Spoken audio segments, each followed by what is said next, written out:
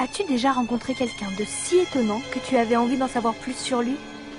C'était comme ça pour ceux qui ont rencontré Jésus et ont appris à le connaître. Ils ne pouvaient l'oublier. Nous ne savons pas exactement comment les enfants ont entendu parler de Jésus, mais cela s'est peut-être passé ainsi.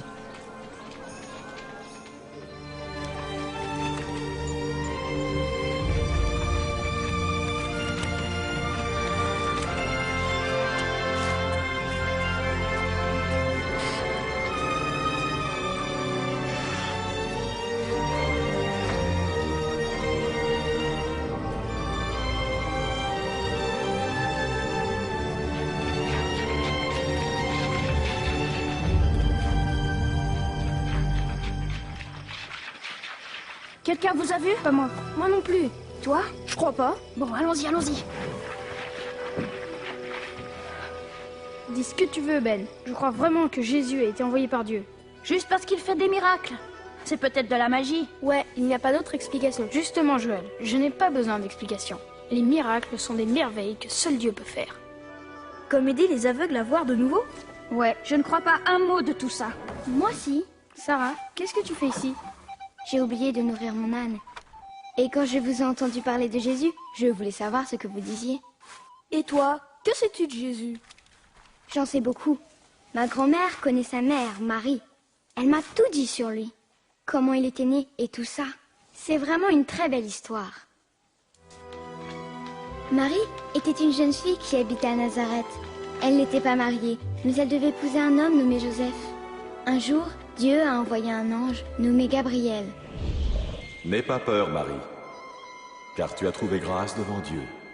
Tu concevras et tu enfanteras un fils à qui tu donneras le nom de Jésus. Comment est-ce possible? Je suis vierge. Le Saint-Esprit viendra sur toi. C'est pourquoi le Saint-Enfant qui naîtra de toi sera appelé le Fils de Dieu. Son royaume est éternel. Marie a eu peur de l'ange. Tu sais, si un ange venait me voir, moi, j'aurais très peur. Et puis après? Sachez, homme de Nazareth, que l'empereur César Le Auguste... gouvernement a fait une loi qui ordonnait à chaque homme de se faire recenser dans sa ville natale. Tu sais, écrire son nom sur des papiers. Joseph a donc amené Marie avec lui à Bethléem, où il était né. Quand ils sont arrivés à Bethléem, la ville était pleine de monde et tous les logements occupés. Le seul endroit que Joseph put trouver pour dormir était une étable. Comme celle-là? Tout à fait. Et cette nuit, le petit Jésus était né. Il y avait des bergers sur les collines près de l'étable. Ils gardaient leurs moutons quand soudain, ils ont vu un ange. Aujourd'hui, dans la ville de David, un sauveur vous est né. C'est le Christ, le Seigneur. Les bergers sont tout de suite partis voir le bébé. Il était couché dans une mangeoire, t'imagines? Ils ont dû le mettre dans un panier comme celui que j'utilise pour nourrir mon âne.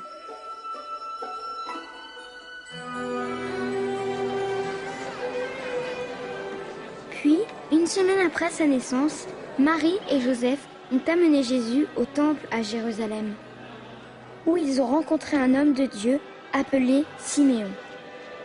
Maintenant, Seigneur, tu peux laisser ton serviteur mourir en paix. Tu as tenu ta promesse. Dieu avait promis à Siméon qu'avant de mourir, il verrait Jésus. Car de mes yeux, j'ai vu le Sauveur qui vient de toi. Que le Très-Haut vous bénisse. Le bébé Jésus deviendrait la personne choisie par Dieu pour pardonner à tous et partout les mauvaises choses qu'ils pensent, qu'ils disent et qu'ils font. En résumé, le péché. Donc Jésus a été un bébé, et maintenant c'est un homme. Il n'a jamais été un garçon? Mais si, ma grand-mère m'a dit que quand Jésus avait 12 ans, Marie et Joseph l'ont amené ici, à Jérusalem. Jésus est allé au temple discuter avec les chefs religieux. Qui est cet enfant qui pose tant de questions? Il vient de Nazareth. Nous le croyons reparti avec nous. Veuillez excuser sa ferveur. Après ça, Jésus est rentré avec ses parents. En grandissant, il devenait de plus en plus sage chaque jour.